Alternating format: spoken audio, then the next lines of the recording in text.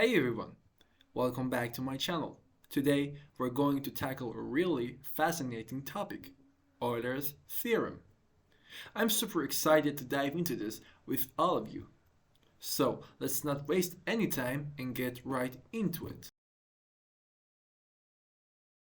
Euler's theorem states that if we have two coprime numbers, a and n, then a raised to the power of Euler's totient function of n is congruent to 1 modulo n. As you can see on the screen, we have the equation that demonstrates this theorem. So, what are the definitions of coprime positive integers and Euler's totient function?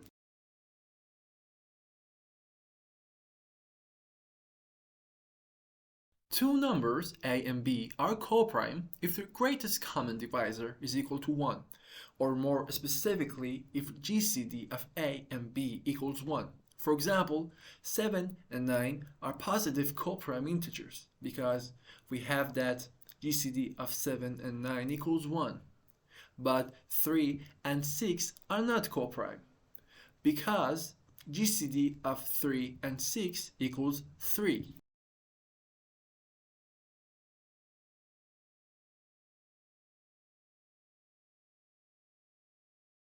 So, what about the Euler's totient function? Euler's totient function counts the positive integers up to a given integer n that are relatively prime to n. It is the number of integers k in the range between 1 and n for which the greatest common divisor, or GCD of n and k, is equal to 1.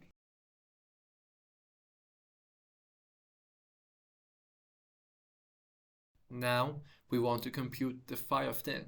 So we have to find out how many integers up to 10 are relatively prime to 10. As we can see on the screen, GCD of 1 and 10 is equal to 1. So they are coprime integers, of course. But GCD of 2 and 10 is equal to 2. So they are not coprime integers. So on and so forth, we get to number 9. And GCD of 9 and 10 is equal to 1. So they are coprime integers. And as we can see, the total number of integers which are coprime to 10 and are marked by color blue equals to 4. So phi of 10 equals 4. We want to state what Lagrange's theorem is.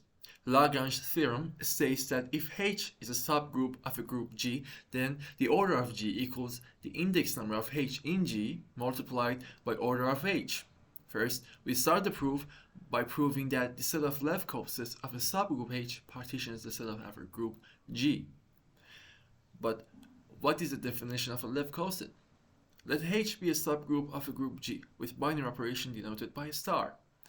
Then the left coset of H in G, determined by a single member of G, which we call X, is a set of binary operations X star small h, where small h belong to H.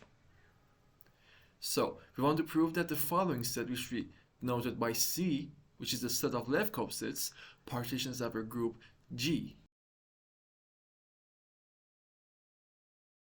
Well, we claim that the set C partitions the group G, so the union of left cosets must be equal to G. First, we establish that G is a subset of the union of left cosets.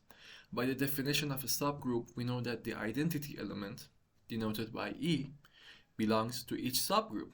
If X is in G, then X star E, or X multiplied by identity element, belongs to that left coset which is generated by X. Therefore, for each X in G, we have that X also belongs to the union of left cosets. The other way around is rather trivial because the operation is closed in G and in subgroup also. For each left coset, we have that the left coset is also a subset of G, so their union is also a subset of G. This is rather trivial due to the closure property of the group operation. Now we want to prove the second property, which makes the set C a partition of our group, meaning that for every x and y in G, their left cosets are either equal or their intersection is empty. So suppose that their intersection is not empty. Then there exists x, y, h1 and h2 such that y multiplied by h1 equals x multiplied by h2. If we multiply the right side of the equation by the inverse of h1, we get that y equals x multiplied by h2 multiplied by inverse of h1. If we multiply the right side of the following equation by any desired h, we get that y multiplied by h equals x multiplied by h2 multiplied by inverse of h1 multiplied by h. But because the operation is closed under the subgroup, then x multiplied by h2 multiplied by inverse of h1 multiplied by h belongs to the left coset generated by x. So we get that any desired member in the left coset generated by y also belongs to the left coset generated by x. So the left coset generated by y is a subset of left coset generated by x. Similarly, we can conclude that the left coset generated by x is a subset of left coset generated by y. So they are equal or their intersection is empty. Now, we want to show that there is a bijection between our subgroup and any desired left coset. Consider the following function, which takes any member of our left coset to its corresponding member in our subgroup H. Namely, it takes x multiplied by h to h. It is surjective because for each small h which belongs to our subgroup, it is obvious that by the definition of our left coset, we have x multiplied by h belongs to our left coset. It is injective because suppose that we have f of x multiplied by h equals to f of x multiplied by h prime. Then it means that h equals h prime. Hence, we can deduce that x multiplied by h equals x multiplied by h prime.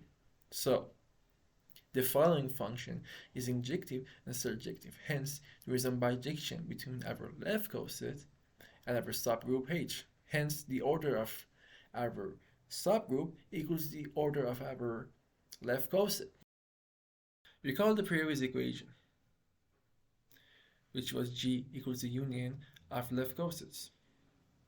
It follows that the order of G equals the order of the union of left cosets. Since the left cosets partition the group, their order equals the addition of the order of each left cosets, as illustrated on the screen. We have also proved that there is a bijection between any left coset and our subgroup. Hence, the order of G equals some number n multiplied by the order of our subgroup, and that the number n is the index number of H in G, or number of left cosets. Therefore, we can conclude that the Lagrange theorem is true in this way. Now, consider the subgroup generated by a single element. If the order of that subgroup is equal to O of G, then it must be the case that A raised to the power of order of our group equals the identity element.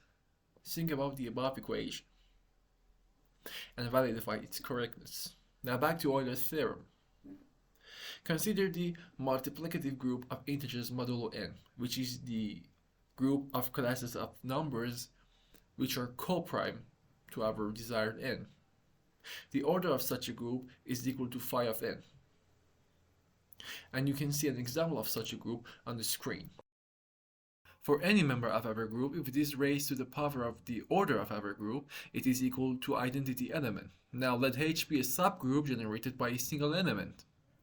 Then, as we have showed using Lagrange theorem, if it is raised to the power of our order of our group, which in this case is phi of n, then it's equal to E. Then, as you can see the equations on the screen, we can conclude that A raised to the power of phi n is congruent to 1 modulo n. And we have proved Euler's theorem. Thanks for watching.